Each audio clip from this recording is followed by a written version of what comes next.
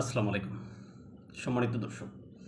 আজকে আমরা যে বিষয়টা আলোচনা করব, ত্রয়োদশ জাতীয় সংসদ নির্বাচনের পরে প্রথম যে অধিবেশন অনুষ্ঠিত হলো, প্রথম অধিবেশনে আমরা দেখলাম জাতীয় সংসদে এই যে বিরোধী দল কর্তৃক যে রাষ্ট্রপতি মোহাম্মদ শাহাবুদ্দিন চুপ্পুর ভাষণের সময় যে কার্য করা হলো, সেই কাজের বিপরীতে বিএনপি যেভাবে সেখানে বসে বসে ওরকম দৃষ্টান্ত দেখলো এবং জাতীয় সঙ্গীত চলাকালে যে জামাত বা এনসিপির নেতারা যেভাবে জাতীয় সঙ্গীতকে অবমাননা করলো, এই সমস্ত বিষয়গুলো নিয়ে দর্শক আমরা আলোচনা করব। এই সমস্ত বিষয়গুলো কি এরকম প্রথম কিনা, এই সমস্ত বিষয়গুলো আমরা বলতে চেষ্টা করব। আশা করি আপনারা সম্পূর্ণ ভিডিওটা দেখবেন এবং আপনাদের মূল্যবান মতামত কমেন্ট বক্সে লিখে জানাবেন। চলুন শুরু করা যাক।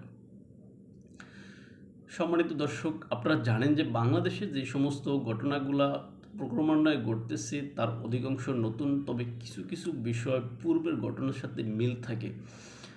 তার ভিতরে যদি আপনি দেখেন যে রাষ্ট্রপতি মোহাম্মদ শাহাবুদ্দিন চুপ্পুর যে ভাষণ, বাংলাদেশের যে রীতি বা বাংলাদেশের সংসদীয় যে বিধান রয়েছে সেই বিধান অনুযায়ী নতুন সংসদের প্রথম অধিবেশনে রাষ্ট্রপতি রাষ্ট্রের প্রধান হিসেবে তিনি সর্বপ্রথম ভাষণ দিবেন। এটা বাংলাদেশের সংবিধান কর্তৃক স্বীকৃত।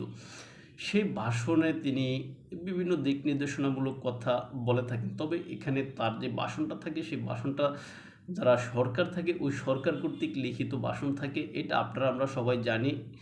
ওই লিখিত ভাষণটা রাষ্ট্রপতি শুধুমাত্র এখানে পাঠ করে যান, এর বাইরে তিনি অন্য কোনো কথা বলতে পারেন না। এখন রাষ্ট্রপতি যেই কথা এখানে বলেছেন সেই কথা নিয়ে আমাদের বিতর্ক থাকতে পারে। যারা বিশেষ করে এই যে আওয়ামী লীগকে সমর্থন করেন বা আওয়ামীপন্থী যারা রয়েছেন, তারা এই রাষ্ট্রপতির ভাষণ নিয়ে রাষ্ট্রপতিকে মির্জাপুর বা রাষ্ট্রপতিকে আপনার কি বলে যেন ইত্যাদি ইত্যাদি বিভিন্ন নেগেটিভ অর্থে বলতে পারেন। কিন্তু তাদের উদ্দেশ্যে আমার যেই ব্যক্তিগতভাবে বলা বা যেই ব্যক্তিগতভাবে কথা, যে আসলে রাষ্ট্রপতি নিজের থেকে এই মহান জাতীয় সংসদে দাঁড়িয়ে কিছুই বলতে পারেন না। যদিও রাষ্ট্রপতি বাংলাদেশের সংবিধান অনুযায়ী রাষ্ট্রের সর্বোচ্চ ব্যক্তি, তারপর রাষ্ট্রপতি শুধুমাত্র যারা সরকার থাকে ওই সরকারের পক্ষ থেকে বা সরকারের অফিস থেকে বা যেই আপনার কাগজ বা যেই স্ক্রিপ্ট লিখে দেওয়া হয় সেই স্ক্রিপ্ট অনুযায়ী কিন্তু রাষ্ট্রপতি শুধুমাত্র ওই ভাষণটা পড়ে যায়, এর বাইরে রাষ্ট্রপতি কিছু বলতে পারে না। সুতরাং রাষ্ট্রপতি আওয়ামী লীগকে নিয়ে বা অন্যান্য বিষয় নিয়ে, মুক্তিযুদ্ধ নিয়ে যে সমস্ত কথাগুলো বলেছেন, এই সমস্ত কথাগুলো কাগজে লেখা ছিল, বিএনপি কর্তৃক লিখে দেওয়া ছিল। সুতরাং রাষ্ট্রপতি এখানে শুধুমাত্র পাঠক মাত্র, এর বাইরে কিছু নয়। রাষ্ট্রপতির ভাষণকালে মহামান্য আমাদের যে রাষ্ট্রপতি মোহাম্মদ শাহাবুদ্দিন চুপ্পু রয়েছে, শাহাবুদ্দিন চুপ্পুর ভাষণকালে আমরা একটা বিষয় লক্ষ্য করলাম যে এনসিপি এবং জামাত যারা বিরোধী দলে রয়েছেন, ওই বিরোধী দল রাষ্ট্রপতির ভাষণ বয়কট করেছিল প্রথম অধিবেশনে। কারণ হিসেবে তারা দেখিয়েছিল রাষ্ট্রপতি নাকি ফ্যাসিস্টের দোসর। এখন তাদের উদ্দেশ্যে যদি আমরা একটু কথা বলতে চাই যে বা বলি, তাহলে ফ্যাসিস্টের দোসর হিসেবে রাষ্ট্রপতির ভাষণ যদি শোনা না যায়, তাহলে আমরা যদি একটু কয়েক মাস পিছনে তাকাই, তাহলে আমরা দেখব যে এই যে এনসিপি বা এনসিপির লোকেরা যারাই হোক না কেন, এই যে আপনার রাষ্ট্রপতি মোহাম্মদ শাহাবুদ্দিন চুপ্পুর কাছে কিন্তু শপথ গ্রহণ করেছে, তখন কিন্তু ভালো লাগছে। তখন কিন্তু এই যে রাষ্ট্রপতি মোহাম্মদ শাহাবুদ্দিন চুপ্পু যে ফেসিস্টের দোসর বা ফেসিস্ট ছিল, এরকম কোনো কথা তাদের মুখ থেকে শোনা যায়নি, বা তখন তারা এই শপথ নিতে অস্বীকৃতি কিন্তু জানায়নি, তখন ভালো লাগছে। কিন্তু এখন রাষ্ট্রপতির ভাষণ শোনা যাবে না। তারপর আরেকটা বিষয় আপনারা দেখবেন, রাষ্ট্রপতি মোহাম্মদ শাহাবুদ্দিন চুপ্পু এই যে জুলাই সনদের বিষয়ে কিন্তু সকল সাংবিধানিক যত নিয়মনীতি আছে সব কিছু নিয়মনীতি উপেক্ষা করে তিনি কিন্তু আদেশ জারি করেছেন, শুধুমাত্র এই ডক্টর মোহাম্মদ ইউনূস এবং তার গংদের যে চাপ রয়েছে সেই চাপের কারণে। সেই চাপে রাষ্ট্রপতি যখন আদেশ জারি করলো, তখন সেটার বিষয়ে এই যে আমাদের যেই বর্তমান সংসদের যারা বিরোধী দলে আসেন তারা কিন্তু তখন কোনো কথা বলেনি, তখন এই যে এনসিপির লোকেরাও কোনো কথা বলেনি, এটা তাদের কাছে মধু লাগছে। তখন রাষ্ট্রপতি ফ্যাসিস্টের দোসর ছিল, এই কথা তারা তখন ভুলে গিয়েছে। এছাড়া রাষ্ট্রপতিকে দ্বারা এই যে জুলাই সনদ বাস্তবায়ন বা এই যে আরও যে সমস্ত কাজগুলো এতদিন পর্যন্ত করে আসছে, প্রায় আপনার 1 থেকে 150 যে অধ্যাদেশ জারি করিয়ে রাষ্ট্রপতিকে দ্বারা এই যে বিভিন্ন কার্য পরিচালনা করে আসছে, তখন রাষ্ট্রপতি যে ফ্যাসিস্টের দোসর ছিল এই কথা কারোরই মনে ছিল না। আর এই যে রাষ্ট্রপতি মোহাম্মদ শাহাবুদ্দিন চুপ্পুর অধীনে বা তার যেই নির্দেশনায়, তার যেই আপনার যে তাকে রেখে দিয়ে যে নির্বাচন অনুষ্ঠিত হলো সেই নির্বাচনের মাধ্যমেই তো তারা ক্ষমতায় আসলো বা যা বিরোধী দলে গেল, তখন রাষ্ট্রপতি যেন শাহাবুদ্দিন চুপ্পু যেন ফেসিস্টের দোসর এই কথাটা তাদের কিন্তু মনে ছিল না, তখন ভালোই লাগছে। এখন সব কিছু যখন গুজগাছ হয়েছে, সব কিছু যখন এখানে ঠিক হয়েছে, তখন রাষ্ট্রপতি ফেসিস্টের দোসর এই কথা এখন তাদের মনে উঠছে। এখন তাদের মনে পড়ে তারা এখন এই যে রাষ্ট্রপতি ফেসিস্টের দোসর, তার ভাষণ শোনা যাবে না, কিন্তু ঠিকই তার কাছ থেকে শপথ গ্রহণ করা যাবে। সব কিছু সব বিরোধিতার মতো, তাই এই জন্য হয়তো বিএনপি নেতা বা বর্তমান এই যে স্বরাষ্ট্রমন্ত্রী জনাব সালাউদ্দিন আহমেদ, তিনি যে কথাটা বলেছেন যে এই যে এনসিপি এবং জামাত অর্থাৎ বিরোধী দল সব বিরোধিতা করছে। এখন সব বিরোধিতা বলতে তিনি তাদের এই সমস্ত কার্যক্রমগুলোকে বলেছেন যে তারা রাষ্ট্রপতিকে তারা সব কিছু করিয়ে নিচ্ছে, অথচ রাষ্ট্রপতির ভাষণের ক্ষেত্রে তারা এখন এই যে ফেসিস্টের দোষর আখ্যা দিচ্ছে ইত্যাদি ইত্যাদি। এছাড়া আমরা যদি একটু পিছনের দিকে তাকাই, যেন আরও কয়েক বছর পিছনে, যেন বাংলাদেশের ইতিহাসে রাষ্ট্রপতির ভাষণ চলাকালে এরকম কোনো ঘটনা ঘটেছে কিনা সেই বিষয়ের দিকে যদি আমরা তাকালে, আমাদের যে অনুসন্ধান রয়েছে সেই অনুসন্ধানের দিকে যদি তাকাই আমরা, তাহলে দেখি 1991 সালে যিনি রাষ্ট্রপতি ছিলেন, রাষ্ট্রপতি মোহাম্মদ তখনকার রাষ্ট্রপতি শাহাবুদ্দিন আহমেদ, রাষ্ট্রপতি শাহাবুদ্দিন আহমেদের সাথেও কিন্তু বিএনপি এরকম ঘটনা করেছিল। সেই বিএনপির তখন রাষ্ট্রপতির সাথে এইরকম অসৌজন্যমূলক বা এরকম বিশৃঙ্খল আচরণ করেছিল, রাষ্ট্রপতির ভাষণ চলাকালে তারা ওয়াকআউট করেছে।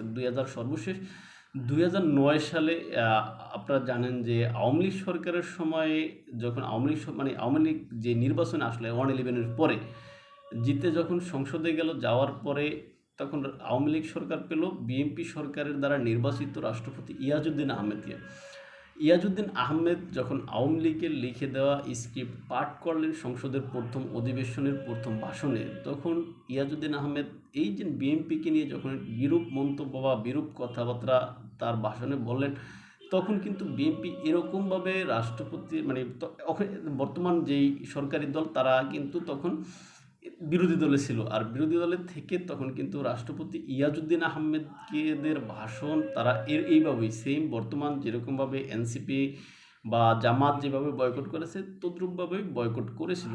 কিন্তু এখানে একটা বিষয় লক্ষণীয়, বর্তমান যিনি রাষ্ট্রপতি রয়েছেন তিনি আওয়ামী লীগের আমলে কিন্তু নিয়োগকৃত ছিল, কিন্তু 2009 সালে যেই রাষ্ট্রপতি ইয়াজউদ্দিন আহমেদ ছিলেন তিনি কিন্তু বিএনপির কর্তৃক নির্বাচিত রাষ্ট্রপতি ছিলেন।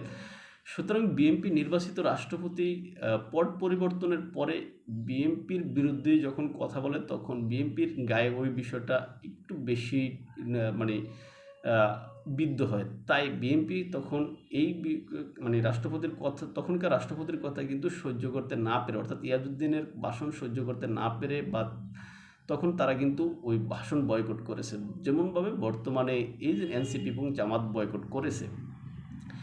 এখন যেটাই হোক না কেন, আসলে রিভেঞ্জ অফ নেচার একটা কথা রয়েছে, সেরকমভাবেই ফিরে আসছে। এখন রাষ্ট্রপতি মোহাম্মদ শাহাবুদ্দিন চুপ্পু বলেন বা ইয়াজউদ্দিন আহমেদ বলেন বা তৎকালীন অর্থাৎ 91 সালে শাহাবুদ্দিন আহমেদ বলেন, এখন এই সমস্ত রাষ্ট্রপতির ভাষণ চলাকালে বিরোধী দল এরকম ওয়াকআউট করেছে। তবে বর্তমানে যে বিষয়টা রয়েছে, তারা যেভাবে এরকম বিশৃঙ্খলভাবে ওয়াকআউট করেছে, এরকম বিশৃঙ্খলভাবে তখনও ঘটেছে, কিন্তু আমরা বা আমাদের বর্তমান যে জেনারেশন রয়েছে তারা এখনকারটা শুধুমাত্র দেখেছে, এই জন্য তারা এটাকে হয়তো বা নিন্দা করতে পারে বা নিন্দা করবে। কিন্তু এখানে যে বিষয়টা সবচেয়ে বেশি লক্ষণীয় সেটা হচ্ছে যে এনসিপি এবং জামাত রাষ্ট্রপতির ভাষণ বয়কট করেছে। রাষ্ট্রপতির ভাষণ বয়কট করার কারণে তারা সমালোচিত হচ্ছে, কারণ কি তারা এই রাষ্ট্রপতিকে দ্বারা এতদিন পর্যন্ত তাদের কার্যগুলো করিয়ে নিয়েছিল, তখন তাদের কাছে মনে ছিল না রাষ্ট্রপতি ফ্যাসিস্টের দোষক, এতটুকুই শুধু পার্থক্য। আর আরেকটা বিষয় আমরা এখানে যে আলোচনা করতে চাই, এরকমভাবে আসলে ক্রমান্বয়ে এক রাষ্ট্রপতির ভাষণকে হয়তো বিরোধী দল বয়কট করে, আবার কখনো কখনো কিন্তু এর ব্যতিক্রমও বাংলাদেশের জাতীয় সংসদে ঘটেছে। কিন্তু যে বিষয়টা এখানে লক্ষণীয়, যে এই যে রাষ্ট্রপতি মোহাম্মদ শাহাবুদ্দিন চুপ্পুর ভাষণে তিনি যে মুক্তিযুদ্ধ বিষয়ে তিনি যেভাবে মেজর জেনারেল জিয়াউর রহমানের নাম বা সাবেক রাষ্ট্রপতি জিয়াউর রহমানের নাম নিয়েছেন, কিন্তু এছাড়া তিনি অন্য কারো নাম মুখে লন, এখানে তিনি একটু মনে হয় যেন তার যেই বিষয়টা এখানে বা তাকে যে স্ক্রিপ্টটা লিখে দেওয়া হয়েছে সেখানে হয়তো তিনি ব্যতিক্রম ঘটনা ঘটেছে। এখানে কেউ যদি বঙ্গবন্ধু শেখ মুজিবুর রহমানের নাম নিলে কিন্তু দোষের কিছু হতো না, কিন্তু কেননা বাংলাদেশের স্বাধীনতার স্থপতি কিন্তু বঙ্গবন্ধু শেখ মুজিবুর রহমান। এটা আপনি হয়তো মানেন, বিশ্বাস করেন বা না করেন, সেটা আপনার নিজস্ব ব্যক্তিগত বিষয় থাকতেই পারে। কিন্তু আপনি দেখেন যে বাংলাদেশের ইতিহাসে যদি কাটেন, বাংলাদেশের সব কিছুতে যদি আপনি তাকান, বঙ্গবন্ধু শেখ মুজিবুর রহমানকে আপনার অস্বীকার করার সুযোগ নাই। আর আমরা জানি যে আমাদের বর্তমান রাষ্ট্রপতি যিনি দুর্ভাগ্যজনকভাবে হলেও সত্যি তিনি কিন্তু একজন আওয়ামী লীগের অর্থাৎ ছাত্রলীগের তৎকালীন ছাত্রলীগের কর্মী ছিলেন। তিনি এগুলো তার কিন্তু নিজস্ব মুখের ভাষা। তিনি ছাত্রলীগের কর্মী ছিলেন, তিনি বঙ্গবন্ধু হত্যার পরে ওইটা হত্যার প্রতিশোধ নিতে চেয়েছেন, ইত্যাদি ইত্যাদি তার অনেক ভাষণ রয়েছে। সুতরাং তিনি এখন দাঁড়িয়ে যখন রাষ্ট্রপতি যখন ভাষণ দিচ্ছেন, আরেকটা বিষয় কিন্তু রাষ্ট্রপতি মোহাম্মদ শাহাবুদ্দিন চুপ্পু কিন্তু একজন মুক্তিযোদ্ধা, বীর মুক্তিযোদ্ধা। সুতরাং তিনি যখন এই মুক্তিযুদ্ধের বিষয়ে কথা বলতে যান, সেই ক্ষেত্রে তার নিজের অভিজ্ঞতা তিনি শেয়ার করলে পারতেন, কিন্তু এখানেও তিনি বা তার হাত পা বাঁধা ছিল, তিনি সেই বিষয়ে তিনি বলতে পারেননি। এখানে তিনি যেটা তাকে লিখে দেওয়া হয়েছে যে ভাষণটা, তিনি ওই ভাষণটাই শুধুমাত্র পড়ে গিয়েছেন। এর কারণে দেখা গেছে যে অনেকের ভিতরে এটা নিয়ে একটা বিরূপ মন্তব্য বা বিরূপ প্রতিক্রিয়া দেখা গেছে। বিশেষ করে আমরা যখন রাষ্ট্রপতির ভাষণের পরে আমরা বঙ্গবীর কাদের সিদ্দিকীর যখন একটা সাক্ষাৎকার দেখি, সাক্ষাৎকারে বঙ্গবীর কাদের সিদ্দিকীও সেম বিষয়টাই কিন্তু বলেছেন যে আসলে রাষ্ট্রপতি তো শুধুমাত্র এই যে যখন যারা সরকারে থাকে তাদের কথাই বলে বা তাদের লিখে দেওয়া বক্তব্যটাই পাঠ করে, এটা কাদের সিদ্দিকীও সঠিক বলেছেন বা যথার্থ বলেছেন। আর কাদের সিদ্দিকী আরেকটা কথা আক্ষেপ করে বলেছেন যে যখন বিএনপি ক্ষমতায় থাকে তখন দেখি যে বাংলাদেশের জাতির জনক জিয়াউর রহমান, আবার যখন আওয়ামী লীগ ক্ষমতায় থাকে তখন বাংলাদেশের জাতির জনক হয়ে দেয় বঙ্গবন্ধু শেখ মুজিবুর রহমান। সুতরাং এই সমস্ত বিষয়গুলো মীমাংসা হওয়া উচিত, এই সমস্ত বিষয়গুলো এইভাবে করা উচিত না, এরকম মন্তব্যটাই তার। সব মিলে আসলে বাংলাদেশে যা কিছু ঘটছে সব কিছু আসলে হযবরল অবস্থা মিলে, তারপরও আমরা যে নতুন সংসদ রয়েছে সেই নতুন সংসদের কাছে একটা স্থিতিশীল দেশ, স্থিতিশীল সব কিছু প্রত্যাশা করব। বর্তমান যে বিরোধী দল জামাত এবং এনসিপি রয়েছে তারা সব কিছুই দেখা যাবে বিরোধিতা করবে, সেই বিরোধিতাকে উপেক্ষা করে সরকারি দল তারা তাদের লক্ষ্যে অভিষ্ট থেকে তারা সেই অভিষ্ট লক্ষ্য পূরণের জন্য দেশকে এগিয়ে নেওয়ার জন্য ভাবে যথাযথভাবে তারা এগিয়ে যাবে, এই প্রত্যাশা ব্যক্ত রেখে আমরা আমাদের আজকের ভিডিও অনুষ্ঠান এখানে শেষ করলাম। ভালো থাকবেন সবাই, দেখাবো অন্য কোনো ভিডিওতে অন্য কোনো বিষয়ে। আসসালামু আলাইকুম।